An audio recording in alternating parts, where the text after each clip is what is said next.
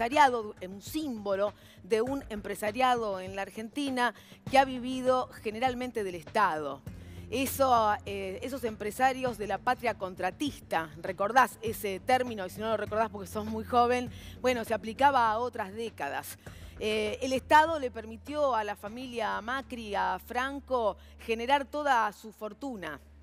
Una fortuna que además fue ayudada en tiempos de dictadura, con Onganía primero, con la dictadura del 76 después, y que termina con un Domingo Felipe Cavallo haciéndole un gran favor, estatizando una deuda que termina pagando toda la sociedad argentina. Estas son las deudas de un empresariado acostumbrado a que el Estado lo ayude. Por supuesto que no es responsabilidad solamente de ese empresariado, sino también de los que administraban el Estado para permitirle hacer esa serie de maniobras o de situaciones que lo que hacían era engordar sus bolsillos.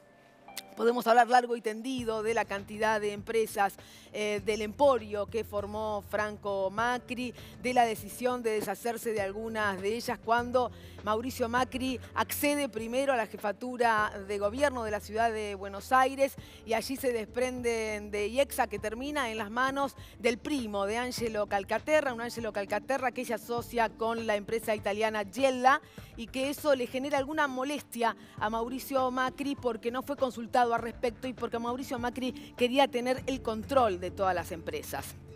Los últimos tiempos, la polémica desatada con el Correo Argentino, un canon no pagado, la estatización, la deuda de la familia Macri con el Estado argentino por el Correo y podemos contar muchas otras cosas respecto de esto que significa el símbolo de ese empresariado, ¿no? Que uno lo puede resumir en la figura de Franco Macri que murió el fin de semana pasado. Bien, quiero contarles ahora, enseguida te voy a dar algunos datos, que vamos a tener más información del caso que pareciera que molesta a más de uno. Hablamos de algunos integrantes de la justicia, hablamos del expediente que tramita en Dolores, que tiene a su cargo el juez Alejo Ramos Padilla, el falso abogado Marcelo D'Alessio. Y otro caso que va a mostrarte, y enseguida vamos a ir con los detalles, este modus operandi que llevaba adelante el falso abogado, aparentemente integrante de los servicios de inteligencia, conexiones con la Embajada de Estados Unidos, también con el Ministerio de Defensa de Israel, un modus operandi respecto de extorsionar a personas que podían o no estar vinculadas con una causa y que terminaba esto siendo publicado por el diario Clarín a través del periodista Daniel Santoro. Enseguida tenemos otros ejemplos, otras denuncias de este modus operandi que se llevaba adelante. Y te vamos a contar algunas cuestiones respecto de apelaciones o no, cómo está el tema, lo va a seguir manteniendo Ramos Padilla, no, en fin, más detalles, hay más conversaciones. Hay más computadora, hay más teléfono de Marcelo D'Alessio. Pero antes de todo esto, tenemos datos de la economía, que más allá del feriado sigue dando estos signos preocupantes. Ya son varias las consultoras que están afirmando que lo que Nicolás Dujovne, el ministro de Economía, promete no va a suceder. En pocos días, el 14 de marzo, tendremos el detalle oficial del índice de inflación del mes de febrero.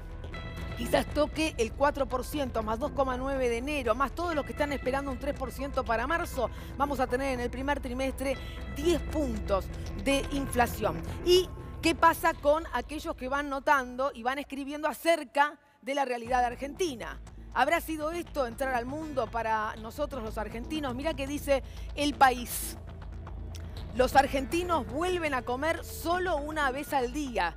3,4 millones de personas sufren inseguridad alimentaria en el país, que produce para 400 millones. Los afectados se organizan en comedores sociales. Basta de hambre, el cartel, la gente en la calle pidiendo. Esto le pasa a nuestros compatriotas. Muchos chicos que nutren cada vez más y más los comedores.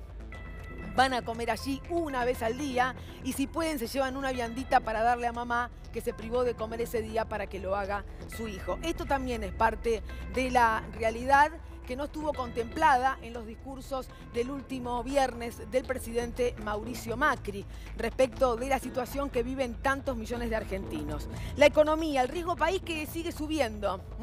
El riesgo país llega a su valor más alto en 2 meses y se ubica en 732 puntos. ¿Te acordás que había estado 800 y pico, en 830, es decir, 100 puntos más, y después había venido bajando hasta estar en 600? Empezó a subir.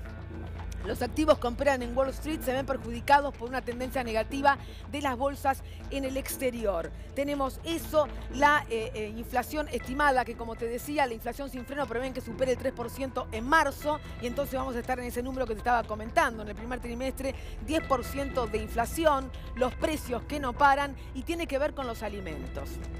La semana pasada te habíamos puesto en el aire una encuesta exclusiva de D'Alessio Berenstein respecto de cómo va cambiando el panorama de los consumidores en la Argentina. 8 de cada 10 ya reemplazan las primeras marcas por segundas o terceras.